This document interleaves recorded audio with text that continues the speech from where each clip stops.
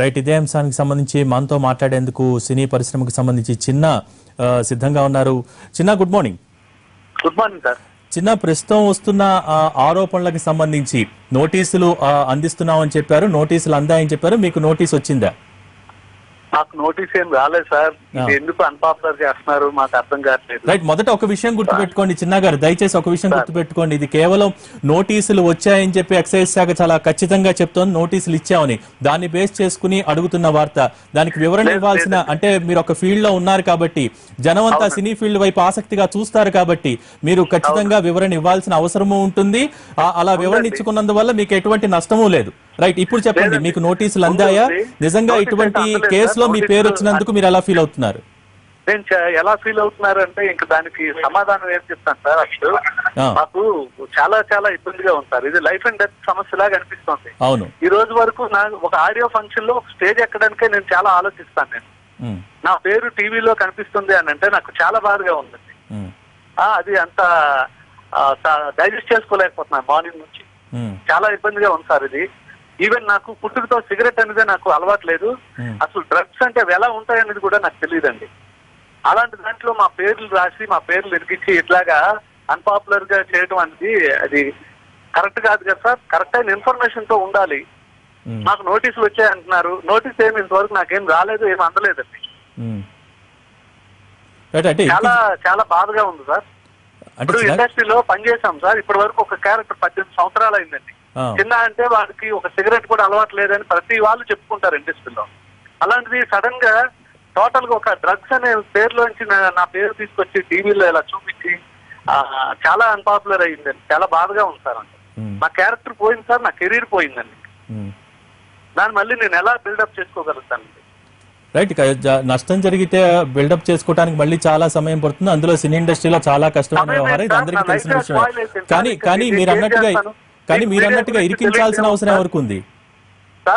మీ పేరు ఇరికించాల్సిన అవసరం ఎవరికి ఉంటుందండి? అది మాకు అర్థం కావటం లేదు సార్. ఎందుకు అట్లా చేశారనేది కూడా. ఇప్పుడు మేము పూరి జగన్నాథ్ గారి దగ్గర నుంచి వచ్చి 5 years అవుతుందండి. ఈవెన్ ఆయనతో ఒక రోజు కూడా కనీసం మాట్లాడేది కూడా లేదు.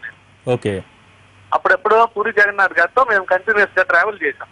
ఓకే, అది పొరపాటు కదా సార్. నేను గాని శ్యామ్కే నాయుడు గాని అసలు మా ఇద్దరు చాలా హైడింగ్ లో ఉంటాం. మాకు పని తప్ప వేరే వ్యసనాలు లేవు, వేరే అలవాట్లు లేవని.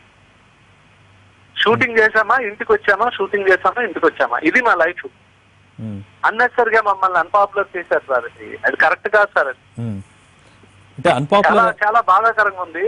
ఎవరితో షేర్ చేసుకోలేని పరిస్థితి సార్ ఇది. మా ఇంట్లో ఒక మనిషి చచ్చిపోయాడని నేను డైజెస్ట్ అవ్వగలుగుతాను. ఇది చాలా దారుణంగా ఉంది సార్. ఇది రాష్ట్రం అంతా వెళ్ళిపోయింది. ఎంతమందికని నేను ఆన్సర్లు చెప్పుకోగలుగుతాను సార్? చిన్న గారు, కానీ పోలీసులు చెప్తుంది ఒక్క విషయం. ఇప్పుడు ఎవరైతే కెల్విన్ దొరికారో, కెల్విన్ కాల్ డేటాలో ఉన్న వారి పేర్లు ఆధారంగా మేము పరిశోధన చేసాం, ఇక్కడ దర్యాప్తు చేసాం. అలాగే వాట్సాప్ గ్రూపులు కూడా ఉన్నాయి. దాంట్లో డిస్కషన్, కెల్విన్తో ఎవరైతే డైరెక్ట్ గా వాట్సాప్ లో డిస్కషన్ చేశారో, ఎవరైతే డ్రగ్స్ అందుకున్నారో వారికే సినీ పరిశ్రమకి సంబంధించి ఇప్పుడు నోటీసులు అందజేశామని చెప్తున్నారు. దాంట్లో మీ పేరు వచ్చింది. రైట్, ఈ సిచ్యువేషన్ ని మీరు ఎలా ఎదుర్కోబోతున్నారు? లేదు సార్, మాకు అలాంటి ప్రూఫ్లు చూపిస్తే దానికి తగ్గట్టు ఆన్సర్ నేను చెప్పగలుగుతాను. సో అటువంటిది ఏమి లేదు కాబట్టి మీరు దయచేసి అర్థం చేసుకోండి. Thank you very much sir. Right, అందుకనే మీ వివరణ తీసుకుందామని మిమ్మల్ని కాంటాక్ట్ చేసింది చిన్న గారు. థ్యాంక్ యూ అండి. కానీ చిన్న గారు, చివరిగా ఒక్క విషయం చెప్పండి చిన్న గారు.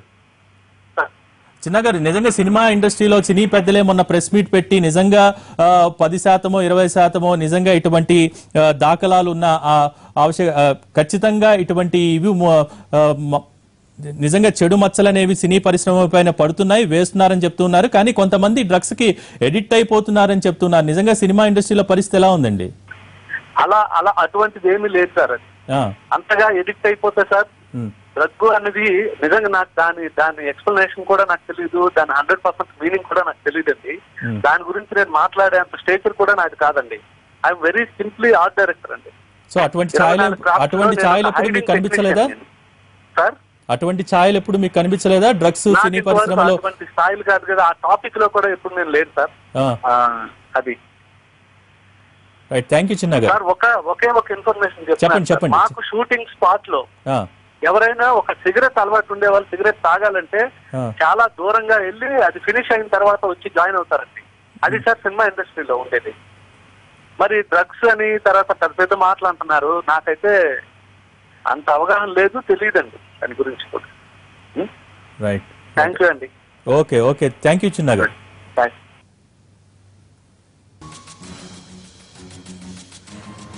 ఇది ప్రస్తుతం మనం ఆర్ట్ డైరెక్టర్ చిన్నాతో మాట్లాడటం జరిగింది. డ్రగ్స్ కేసుకు సంబంధించి డ్రగ్స్ కేసులో నన్ను ఎవరు ఇరికించారో తెలియదు, నాకు సిగరెట్ కూడా అలవాట్లేదని వారు మీడియా ముఖంగా చెప్తూ ఉన్నారు. నిజంగా ఇది చాలా బాధాకరమైన విషయం, నా ఫ్యామిలీ చాలా బాధపడుతోందని కూడా చిన్న ఆవేదన వ్యక్తం చేస్తున్న పరిస్థితి. అయితే ఇంకా తనకు ఎటువంటి నోటీసులు అందలేదు. నిజంగా నోటీసులు వచ్చిన పక్షంలో ఖచ్చితంగా విచారణకు హాజరై తన వివరణ ఇస్తానని చెప్తూ ఉన్నారు చిన్న.